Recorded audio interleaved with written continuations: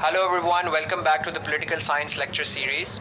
In the previous lecture, we were discussing the prerequisites for the functioning of a successful democracy, जो कि past paper का question भी है, और हम देख रहे थे कि किस तरह there are certain prerequisites which are very important कि जिनके बगैर जमहूरियत कभी भी सही तरीके से चल नहीं सकती. उनमें हमने जितने different prerequisites देखे, उसको आप एक case study से comparison कर सकते हैं. So we were discussing कि West के अंदर किस तरीके से पहले से बहुत सारे ये प्रीरेक्विजिट्स मौजूद थे और उसके बाद डेमोक्रेसी आई जिसकी वजह से इट्स इफेक्टिवली फंक्शनिंग. जबकि अफ्रीकन कंट्रीज़ में जहाँ एक मॉडर्न स्टेट नहीं है, एथनिक डिविजन्स बहुत ज़्यादा हैं, it's riven by ethnic sectarian cultural conflicts, linguistic conflicts and divides. There are patronage networks rather than institutions that are meritocratic in nature. यानी वो तमाम प्रीरेक्विजिट्स जो हमने डिस्कस किए हैं वो वहाँ पर अप्लाई नहीं होते थे. And then democracy was introduced in African societies, according to certain political theorists, in which Francis Fukuyama is one of the very vocal ones, argue that because of the absence of these prerequisites and introduction of democracy at a point in their history when these prerequisites were missing, in the longer run, democracy ended up doing more harm to African countries. तो आप ये coat कर सकते हैं Francis Fukuyama को. उसने अपनी किताब political order and political decay के अंदर ये एनालिसिस लिखा है. तो ये हमारे उस एनालिसिस और केस स्टडी जो आपके उस पूरे लॉजिक जो आपने भी दिया उसको रीइंफोर्स करती है. जो अगला सवाल है जो कि 2014 में आ चुका है डेमोक्रेसी के ऊपर, वो ये है कि how can democracy bring even change in society. कि डेमोक्रेसी कैसे एक ब्रॉड लेवल का और एक बड़ा लॉन्ग टर्म लेवल का जो है और बराबरी की सतह पर चेंज जो है ना वो लेकर आ सकती है, यानी सबको बेहतरी की तरफ लेकर जा सकती है. तो इसकी जो आंसर की आउटलाइन है वो कुछ यूँ बना सकते हैं आप कि सबसे पहले डेमोक्रेसी क्या करती है जो कि इवन चेंज की तरफ कंट्रीब्यूट करती है, वो एहतसाब करती है, अकाउंटेबिलिटी और रूल ऑफ लॉ. अकाउंटेबिलिटी और रूल ऑफ लॉ किस तरीके से होता है, क्योंकि रिपीटेड साइकिल्स ऑफ इलेक्शंस होते हैं. अगर एक गवर्नमेंट करप्ट है, एक गवर्नमेंट डिलीवर नहीं कर रही, एक गवर्नमेंट सब लोगों का ख्याल नहीं रख रही, तो it can be voted out of power. Mass media और सिविल सोसाइटी ग्रुप्स, ये media act as a watch dog on the performance of government. Civil society जो आपकी NGOs एंड ऑर्गेनाइजेशंस हैं, लॉयर्स के ग्रुप्स हैं, वो लोग, human rights organisations and commissions, इन तमाम चीज़ों की वजह से आपकी governments are in democracy are forced to perform, क्योंकि वो अकाउंटेबल होते हैं, वो आंसरेबल होते हैं. In dictatorship a dictator is answerable to no one, a monarch is answerable to no one, but an elected government is answerable to opposition in parliament. It's also answerable to courts, it's answerable to public when it goes to elections. तो इसकी वजह से governments are forced to cater to all the people, because अगर हुकूमत सिर्फ से 10% लोगों का ख्याल रख ली है या 30% लोगों का ख्याल रख लिया, तो rest of the 70% can theoretically vote that government out of power. इसीलिए डेमोक्रेसी एक स्ट्रक्चरल इंसेंटिव क्रिएट करती है for the governments to contribute in an even fashion in society. इनका एक सेकंड जो कॉरोलरी इफेक्ट है कि आपकी जो गवर्नेंस है वो ज़्यादा रिस्पॉन्सिव और एफिशिएंट होती है. उसकी वजह यह है कि आपकी डेमोक्रेसी के पास एक बहुत स्ट्रॉन्ग इंसेंटिव स्ट्रक्चर है फॉर डेमोक्रेटिक गवर्नमेंट्स कि वो डिलीवर करें, because otherwise they will not remain in power. अगर वो डिलीवर नहीं करेंगे तो वो पावर में नहीं रह सकते, बिकॉज लोग उनको वोट आउट कर देंगे. इसीलिए जमहूरी निज़ाम के अंदर आपको अमूमी तौर पे गवर्नेंस ज़्यादा एफिशिएंट होती है, ज़्यादा रिस्पॉन्सिव होती है.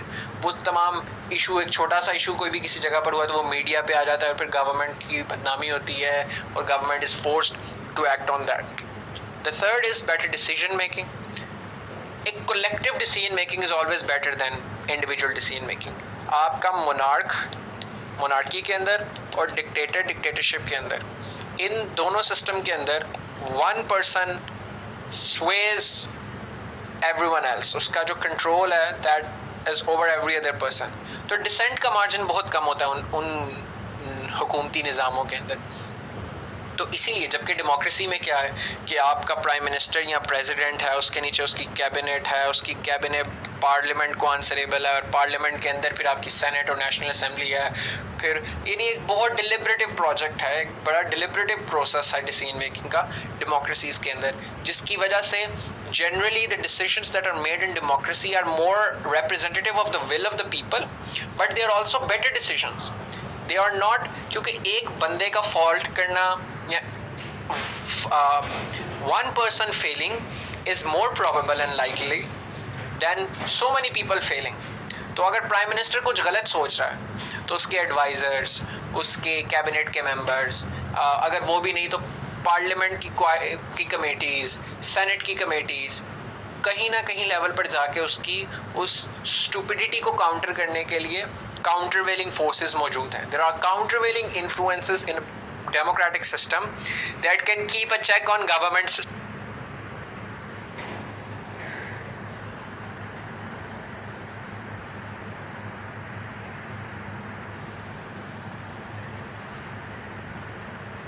सेनेट और नेशनल असेंबली है. फिर यानी एक बहुत डिलिबरेटिव प्रोजेक्ट है, एक बड़ा डिलिबरेटिव प्रोसेस है डिसीजन मेकिंग का डेमोक्रेसीज के अंदर, जिसकी वजह से generally the decisions that are made in democracy are more representative of the will of the people, but they are also better decisions. They are not, क्योंकि एक बंदे का फॉल्ट करना या one person failing is more probable and likely than so many people failing.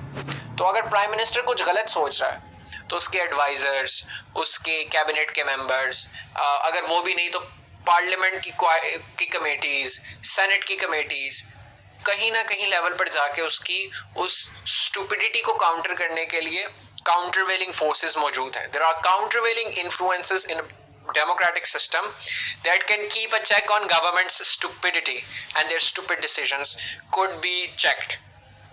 But in monarchies and dictatorships, there is no external countervailing influence to keep a check on the stupidity of that one man. Alright? Fourth is the equitable distribution of wealth and resources.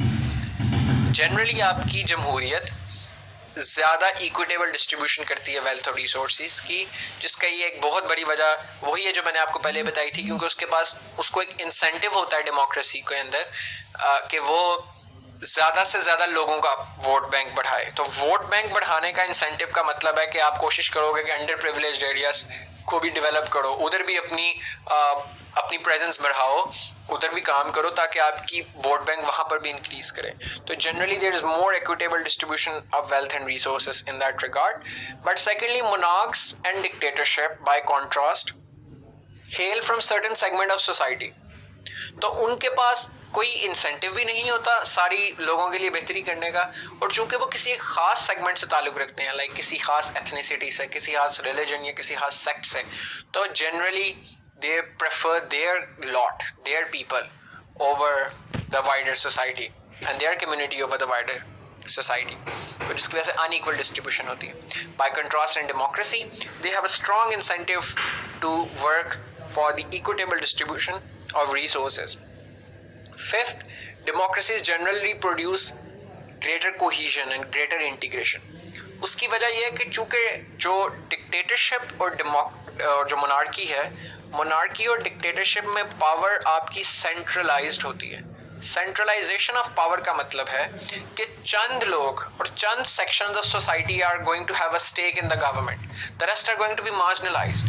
तो जो छोटे सूबे हैं या आपकी जो वो ethnicities जो डिक्टेटर की एथनिसिटीज़ हैं या उसके रिलीजन से ताल्लुक़ नहीं रखती, they are generally going to be kept out of the political power and political system.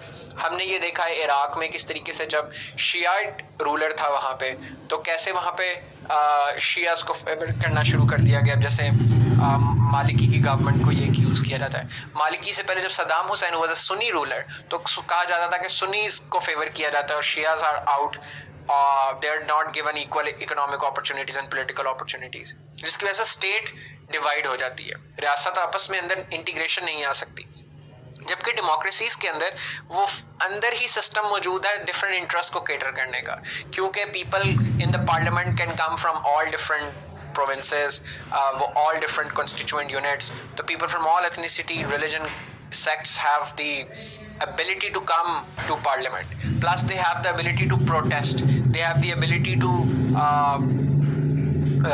voice their criticism on the government, वो मीडिया पे आ सकते हैं, वो सारी चीज़ें कर सकते हैं। जबकि इसके खिलाफ आमरीत के अंदर या बादशाहत के अंदर ओप्रेसिव और रिप्रेसिव मैकेनिज्म यूज़ किया जाता है डिसेंट को, और जो दूसरी एथनिसिटीज़ हैं, दूसरे सेक्शंस हैं सोसाइटी के, उनको चुप करवाने के लिए, which leads to division within the society, internal factions create होती हैं, fragmentation होती है। So that is why ethnic fragmentation has been very ethnic and otherwise sectarian fragmentation is very rampant in Middle Eastern democracies. तो जो जमहूरियत है bye contrast वो आपकी ज़्यादा नेशनल इंटीग्रेशन को इम्प्रूव करती है, because everyone finds a stake in the government. हर किसी को पता है कि हम we are better off in the system, क्योंकि आप उसको सिस्टम के अंदर इम्प्रूवमेंट का मौका देते हो। The sixth is the peaceful and inclusion towards minorities. Democracies are generally more peaceful towards minorities because आप हर एक को, जिस तरह पहले बात की, सिस्टम में आके अपने इश्यूज एड्रेस करने का मौका देते हो, सिस्टम को यूज़ करते हुए करते हो। बिकॉज अगर किसी बंदे को जमहूरियत में हक नहीं मिल रहा किसी अकलियत को, तो it can go to independent courts, it can go to independent media, it can go to civil society, तो they get their grievances redressed generally. Dictatorship में वो किसी भी सूरत नहीं कर पाते। जब वो नहीं कर पाते फिर they even resort to violence because they have no way out. तो इस तरीके से आपकी जमहूरियत ज़्यादा इंक्लूजन की तरफ, प्रो इंक्लूजन होती है माइनॉरिटीज़ की तरफ। The seventh idea is about wars and aggression. There is a popular conception in political theory कि democracies are less war mongering, democracies are more pacifist. इसे डेमोक्रेटिक पीस थ्योरी भी कहते हैं और इसे म्यूचुअल डेमोक्रेटिक पैसिफिज्म भी कहते हैं। The idea is that democracies are less prone war for many reasons. A, because generally people do not support war, and since in democracy power rests with the people, people would not vote a person in power who openly advocates doing war with other countries. Secondly, in democracy, since war is a loss for everyone, क्योंकि जो war है वो democracy को बहुत नुकसान पहुंचाती है, because economic cost उसकी बहुत ज़्यादा होती है, ह्यूमन कॉस्ट और ह्यूमन टॉल उसका बहुत ज़्यादा होता है, जिसकी वजह से एक अच्छी डिसीजन मेकिंग के अंदर, और ऐसी डिसीजन मेकिंग जिसके अंदर आवाम की राय भी शामिल है, वो कभी भी वॉर को फेवर नहीं करती। By contrast dictatorships in order to prolong their power, in the interest to perpetuate their power and elongate their power, they're more prone to go to war. तो democratic peace theory के तहत democracies are less prone to war. The last is that they can seek greater support for the international community. IMF, World Bank,